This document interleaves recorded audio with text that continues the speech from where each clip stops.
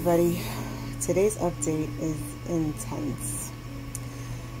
It started with Sammy calling me this morning and telling me that Samara's Broviac, which is her central line, her IV line, had clogged. So that was scary because that is how she currently receives everything: medications, blood transfusions, nutrition, like everything is going through that IV line. And so he called me and told me that, and I was already panicking because what do we do if that clogs? And he said they were trying to troubleshoot and figure out if they could get it to flush and clear whatever was clogging it. And then in the process of me getting ready, he then sends me a picture of Samara's diaper, and it was full of huge blood clots. And I happened to be on the phone with one of my friends when the message came through, and I went into like hysterics.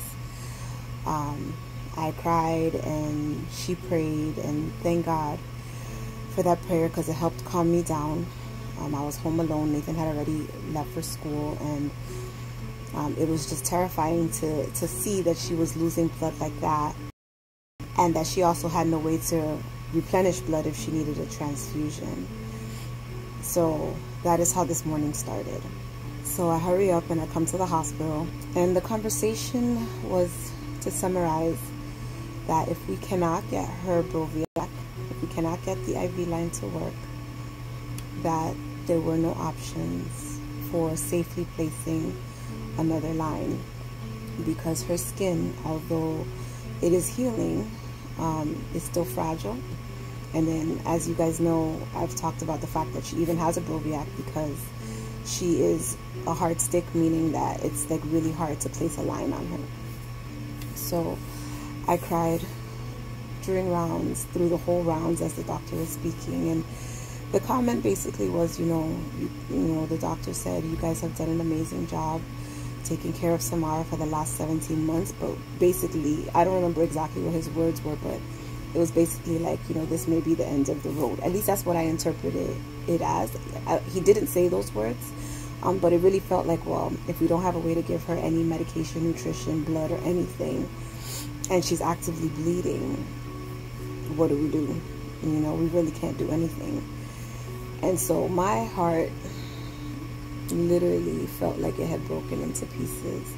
I don't think I've cried this much in a very long time. It was very overwhelming. And then we had to wait.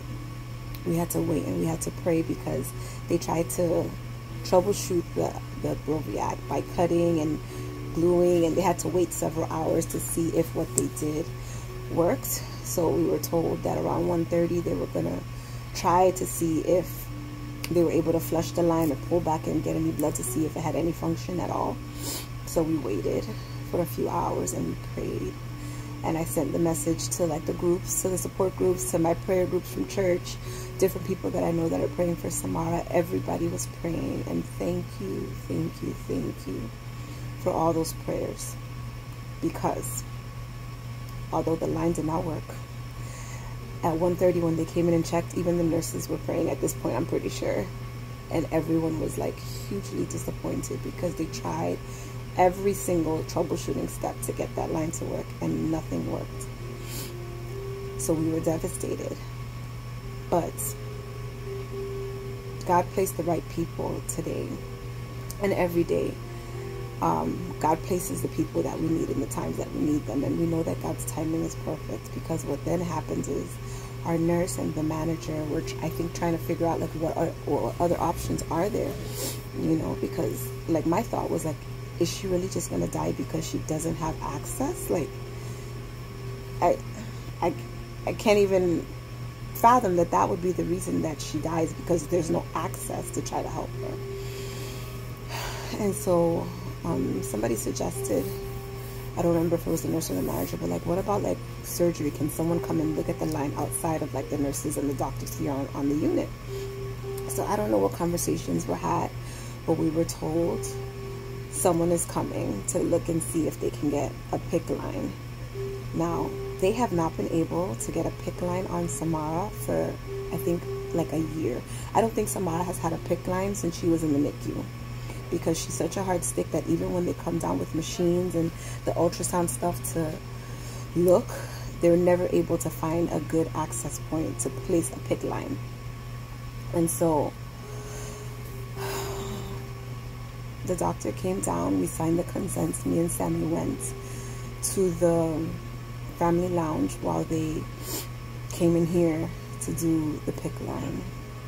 And that doctor, who came in very confidently and was like, I don't see that it should be a problem, I think I can get it, you know, I'm gonna do my best. It shouldn't be painful, I'm just gonna numb the area, that's the most pain that she'll feel, you know, hopefully it'll be quick. Do you guys know that he got that PICC line, I was told, in like 5 minutes or less? 5 minutes, like one attempt, 5 minutes or less. The last time that they tried to place lines on Samara were central lines, and it took 5 hours for 2 lines. 5 hours. Today, it took 5 minutes. And it's amazing to me because we were praying for God to fix her current line, her Boviac. Like, Lord, please let whatever they're doing work to clear that line. And God presented a way that was not even an option this morning.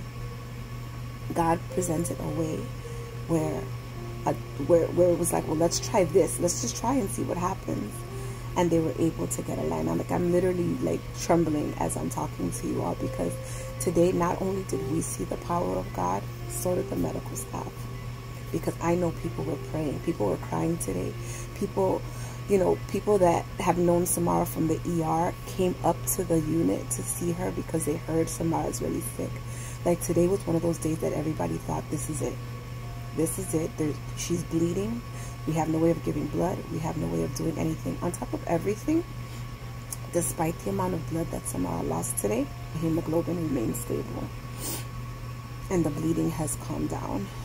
So there's a lot more I could probably say in terms of what happened today, but I'm literally trembling as I'm talking because we saw the power of God clearly today, because he made a way when there was no way.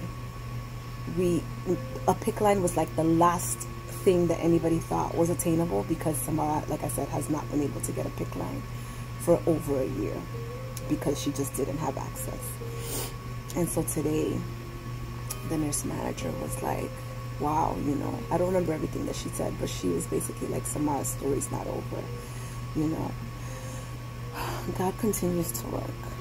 This journey is crazy. And today, me and Sammy were like, you know, we've been praying for clarity. We've been praying for clarity. And we thought, you know, we've always said God will make it clear. When that time comes, he will make it clear. And when we saw that her Boviac wasn't working, and we saw that there were no options, we were like, well, maybe this is God making it clear. So we prayed, we prayed, we prayed.